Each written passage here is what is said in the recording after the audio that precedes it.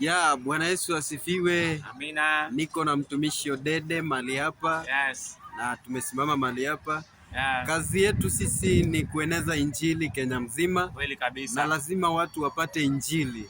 Ama vipi mtumishi wa Mungu? Ni kweli kabisa, lazima watu wapate injili, wakajue mambo za Yesu. Manake Yesu ndio njia kweli ya uzima. Amina. Amina. Ndio, Yesu ni njia na kweli na uzima. Maana kila mmoja akija kwa Yesu lazima tu atapata kila kitu. There is everything. Wachana na wale mafala wengine wenye wanawaambia sijui Yesu hakuna, sijui mbingu hakuna. Mtumishi, unasikiaga hao watu wanasema watu ni kana kwamba unaweza ambia mtu kama mtengenezaji kompyuta yuko, kwamba kompyuta iko lakini mtengenezaji hakuna. Haiwezekani. Haiwezekani kabisa.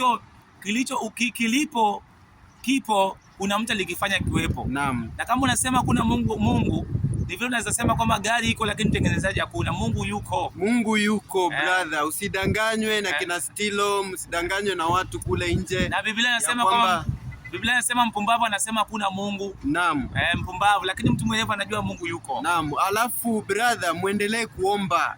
Maana kuomba si ati wewe ni foolish. Unajua kuna watu wanasema Africa is a foolish nation because they pray a lot. No.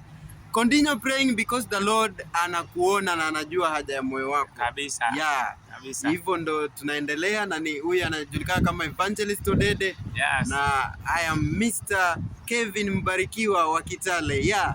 Tuko pamoja.